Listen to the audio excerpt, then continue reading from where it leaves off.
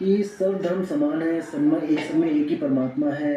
हिंदुओं का ओंकार और सिखों का एक ओंकार, सब एक ही है, तो ये अलग अलग धर्म क्यों बनाए गए, मुझे पूछते हैं कई लोग। दोस्तों आज मैं इसको आपको क्लियर करूंगा कि असल में ये है क्या मुद्दा, क्यों हम लोग भ्रमित हो जाते हैं। दोस्तों पहले तो आपको बताऊंगा कि ये जो ओंकार है ये वेदों का मूल है। वेदों में बताया गया है कि एक जो ओंकार है उसी से सारी सृष्टि पैदा हुई है। आप भी मानते हैं, मैं भी मानता हूँ। इसी को ब्रह्म बोला गया है, यही ब्रह्म है। इसी से 3 गुण पैदा होते हैं और इससे 3 गुणों से सारी सृष्टि पैदा होती है, रजोगुण सतोगुण तमोगुण से। कैसे होता है दोस्तों, बताता हूँ आपको। जो 3 गुण है वो इसी से पैदा होते हैं, किससे? शून्य से। ये शून्य है। इसी शून्य समाधि में सब देवी देवता लीन रहते हैं। जैसे आपने भोले शंकर को देखा होगा कि वो शून्य समाधि लगा के हिमालय पे तपस्या करते हैं, लीन रहते हैं, और वो इसी में शून्य में ही समा जाते हैं, जिसी को ब्रह्म कहते हैं।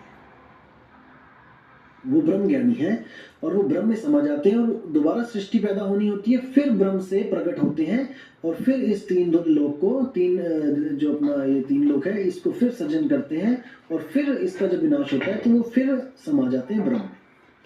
यानी कि 3 देव जो हैं वो ब्रह्म से ही निकलते हैं, और सारी सृष्टि जब खत्म हो जाती है, सृष्टि बनाते हैं, जब सृष्टि खत्म हो जाती है तो ब्रह्म में ही समा जाते हैं। यही उनका हमेशा जो होता है चलता रहता है, ये सिस्टम। तो इसी को कहते हैं, कबीर साहब कहते हैं कि ओंकार है वेद का मूला, ओंकार में सब जग भूला, ओंकार जो वेद बखाने, सोई काल कोई मर्म न जाने। यही कबीर साहब की वाणियों में इसी को काल बोला गया है। काल का मतलब होता है जो सारी सृष्टि को पैदा करे और उसी का विनाश कर दे, वही काल है। ब्रह्म ही काल है। अब आते हैं बाबा नानक जी के एक ओंकार पे। दोस्तों पहली बात तो आपको बताऊंगा कि ये एक ओंकार नहीं है, ये है एक और ओ, एको। जैसे लिखेंगे एक और ओ, एको।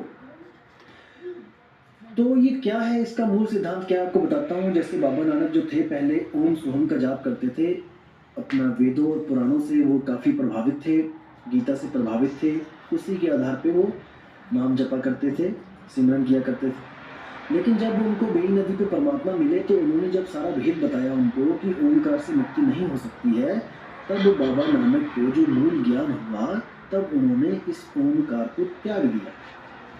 तब उन्होंने जो नया मूल मंत्र बताया था वो क्या है?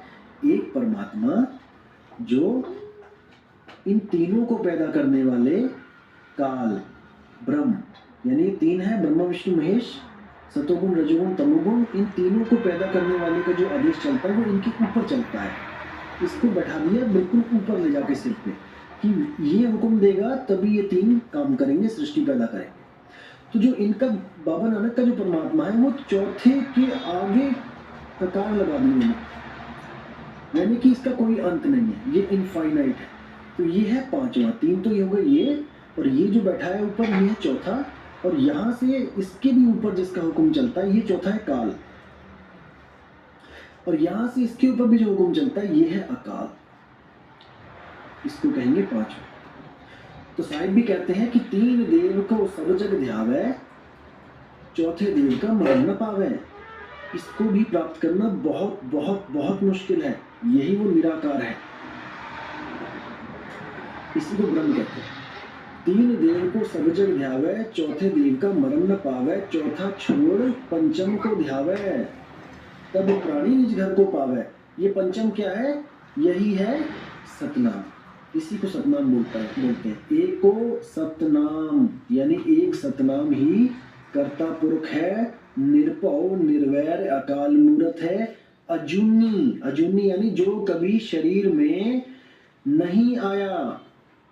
सब दुनिया उसको शरीरों के अंदर ढूंढ रही है कि परमात्मा शरीर में रहता है, परमात्मा शरीर में नहीं है भाई, शरीर में तो जीवात्मा है, शरीरों में जीवात्मा आई हुई है, सुरती आई हुई है, और वही इस शरीर को चला रही है।